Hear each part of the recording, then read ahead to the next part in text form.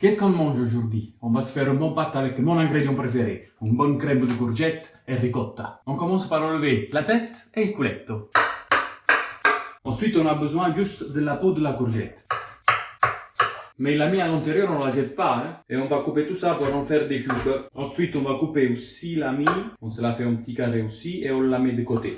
La courgette, c'est vraiment un de mes légumes préférés. Je la mange de toute manière possible. Et en fait, vous savez quoi? On se met de côté quelques rondelles de courgette. Comme ça, après, on va se faire une petite crudité de courgette, je vous montrerai. Un petit oignon. Maintenant, on a tout ce qu'il faut. On s'est préparé aussi des rondelles de courgette pour le crudité après. On va sur le feu. Huile d'olive. Oignon. On fait monter un peu la température et après, on va avec les peaux de courgette. Du sel, du poivre, un petit peu d'eau, du basilic. On met grossièrement dedans. On doit le laisser jusqu'à quand ils seront bien molles. Entre temps, vous savez ce qu'on va faire? On va se préparer ces petites crudités de courgettes. Première étape, on va couper en tout petit cube, mais vraiment tout petit, la courgette. Et on met tout ça dans un bol. Ça c'est fait, on va s'acheter un peu de basilic aussi. J'ai ajouté aussi un peu de sel, poivre et jus de citron. Maintenant, on se mélange tout ça et on se le met de côté. Pour les courgettes, je dirais encore vraiment quelques minutes, pas beaucoup.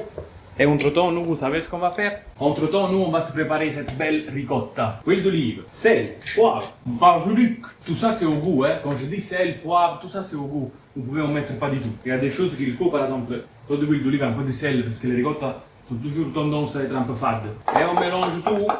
Parfait, les courgettes sont prêtes. On va se mettre ça un peu au frigo. On se met tout ça dans la cruche. Et maintenant, on va se faire le mixage. Ah, j'ai oublié de mettre l'eau pour les pâtes. Petite astuce. Utilisez la même casserole pour mettre l'eau des pâtes. Comme ça prend bien le goût des courgettes. Avec un peu de sel. Comme ça, je peux continuer le mixage avec l'esprit tranquille. Sauf que maintenant, c'est un vrai mixage. Une belle poêle. Huile d'olive. Les cubes de mie de courgettes qu'on avait coupés avant. On les laisse cuire un petit peu. Et on va avec les pâtes. Aujourd'hui, les amis, j'ai des pâtes magnifiques. Des pâtes de chez moi. Pasta Garofalo. Mais je ne veux pas de publicité. J'ai 3 followers. Quoi.